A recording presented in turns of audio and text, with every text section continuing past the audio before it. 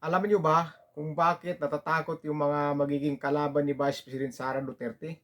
Dahil hindi lang po sa Mindanao at Visayas napakalakas ang Vice Presidente na si Sara Duterte.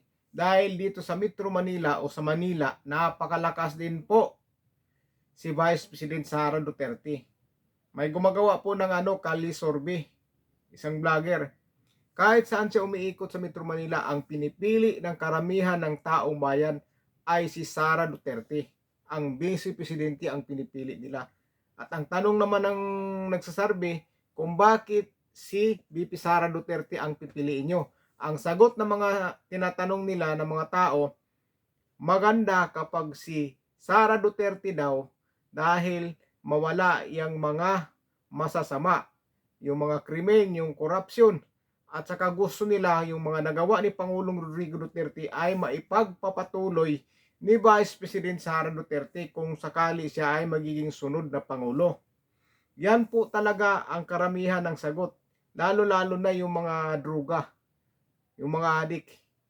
Yan ang gusto-gustong mawala ng taong bayan. Kaya kapag may umiikot na magkakalisorbe, karamihan po talaga ang sagot, Sara Duterte ang pinipili. Diyan sa Santa Cruz, Maynila, may nagkalisorbe diyan. Ang karamihan po talaga pinipili nila si Vice President Sara Duterte. Dahil yan, kay Pangulong Rodrigo Roa Duterte, yan po ang totoong tatak Duterte na gusto ng taong bayan na ipagpatuloy ng kanyang anak na si Vice President Sara Duterte dahil nakikita ng taong bayan na napakaganda po ang pamumuno ni Pangulong Rodrigo Duterte. Nawala yung krimen, nawala yung korupsyon, matiwasay na tayo pag naglalakad, hindi tayo kinakabahan habang naglalakad sa gabi, lalong-lalo na kapag nag-iisa lang po tayo sa daan. Ngayon, subukan mong maglakad sa gabi at nag-iisa ka. Ewan ko na lang kung hindi kakabog-kabog yung dibdib mo sa takot na baka mamaya may masamang mangyari sa iyo o may masamang taong lalapit sa iyo at gagawa sa iyo ng kasamaan. Yung anak natin, pag naglalakad sa gabi, tayong mga magulang na nasa bahay, kakabog-kabog ang dibdib natin kung ano-ano nang iniisip natin kapag hindi pa nakakauwi yung anak natin. Dahil nga yan sa mga nangyayari ngayon. Pero sa kapanahunan ni Pangulong Rodrigo Duterte, wala kang maramdamang kaba o takot kapag naglalakad ka sa gabi. At yung anak mo halimbawa nag-aaral, uuwi ng gabi, hindi ka kakabahan na may mangyari o may gumawang masama sa anak mo o sa mga kapamilya natin. Dahil yan sa pamumuno ni Pangulong Rodrigo Duterte. Yan po talaga ang tatak Duterte. Minahal ng taong bayan yung mga nagawa ni Pangulong Rodrigo Duterte. Kaya gusto ng taong bayan na maipagpapatuloy ni Vice President Sara Duterte yung legacy ni Pangulong Rodrigo Duterte. Bell program. Ayan, tuloy-tuloy. Kahit may pandemya ngayon, may pandemic, tuloy-tuloy po ang paggawa ng project sa pamumuno ni Pangulong Rodrigo Duterte. Kaya yung mga kalaban talaga ni Vice President Sara Duterte, takot na takot po talaga sila na makakatakbo si Vice President Sara Duterte sa pagkapangulo. Alam na alam po talaga nila na hindi nila matatalo at mahihirapan po talaga silang talunin si VP Sara Duterte. Mahihirapan po talaga sila dahil yan sa tatak Duterte na nagawa ni Pangulong Rodrigo Duterte, yung legasya ni Tatay Digong, yan po talaga ang nasa isipan ng mga tao. Biruin mo, kapag may nagkakalisorbe, may tinanong o grupo ng mga tao yan o mga nagtitinda, pagka pinili nila si Vice President Sara Duterte, ang sagot po talaga, gusto nilang ipagpatuloy ni Vice President Sara Duterte yung nagawa ni Pangulong Rodrigo Duterte. Yung nawawala yung krimen, saka yung mga droga nawawala, yung corruption nawawala. Maraming mga project na tayo, maraming natutulungang mga tao, ma-hospital, maraming nagsasabi na libre sila, naging libreng malalaking mga bilila noon, libre dahil sa malasakit, di ba? Ganun po ang gusto ng mga Pilipino. Yan ang akala ng iba sa Maynila, mahina si Vice President Sara Duterte o dito sa Luzon, nagkamali po sila. Dahil mismong mga taga Bicol, taga Pangasinan, mga ibang Ilocano, ay pinili po nila si Vice President Sara Duterte dahil nakikita nga nila ang mga nangyayari ngayon at saka yung mga nangyayari sa kapanahunan ni Pangulong Rodrigo Duterte.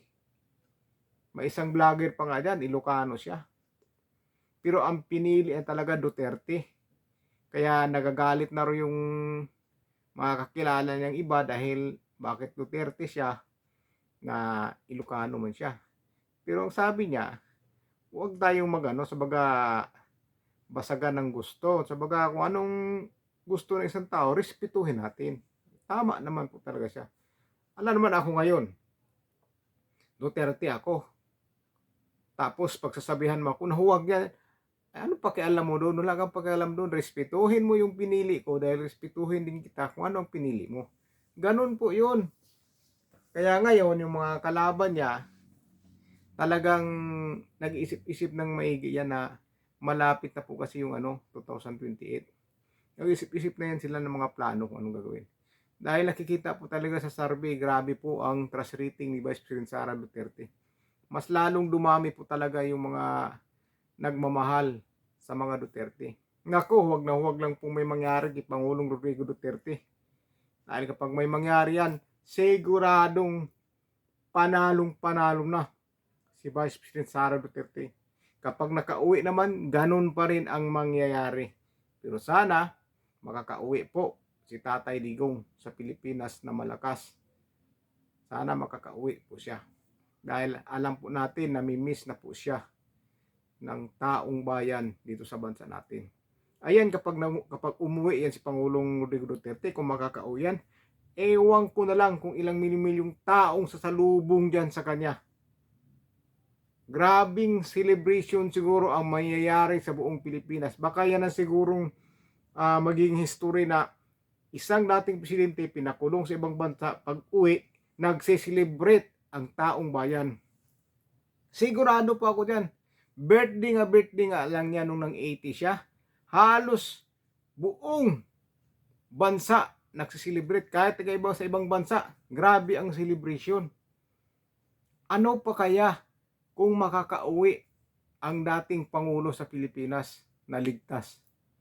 Sigurado po marami magbubunyi, marami magsasaya, maraming matutuwa. Papasasalamat sa Panginoon na nakakauwi ng ligtas ang ating dating Pangulo na si Tatay Digong.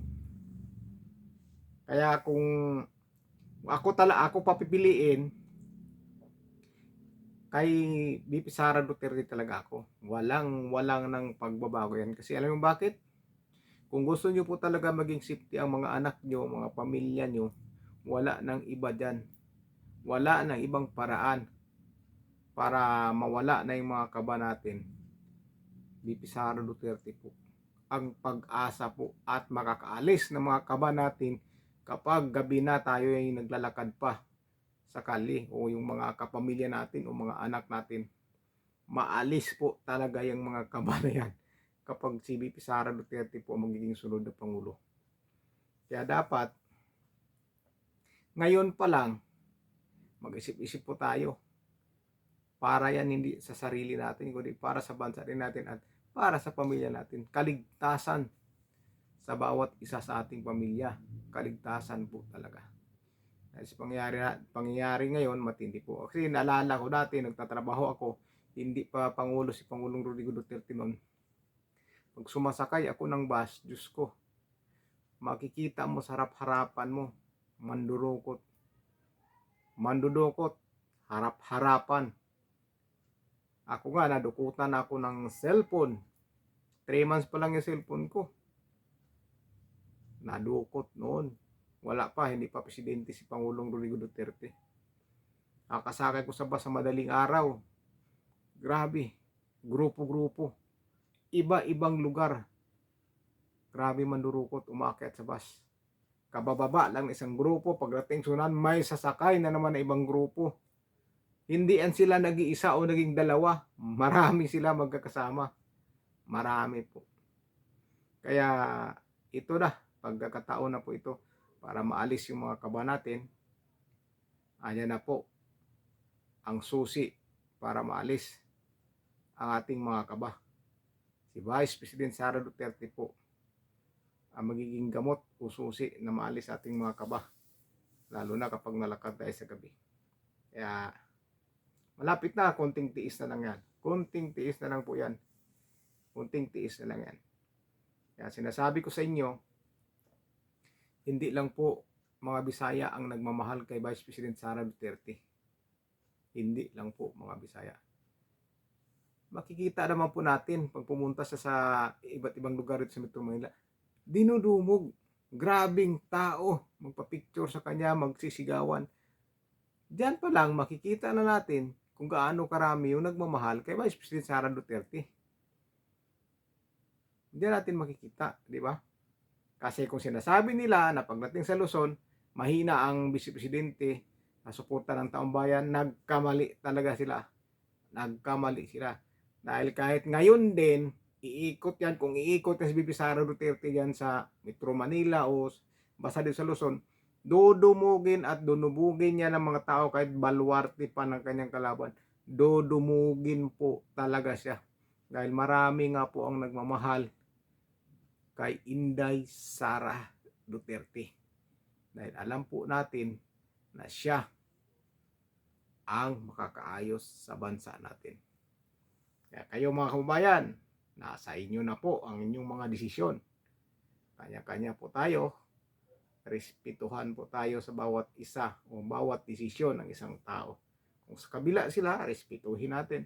Pero ang pinili natin, na si Inday Sara, respetuhin din naman nila para maganda, di ba? Silang po mga kababayan. Maraming salamat po sa inyo. Sulit po tayo.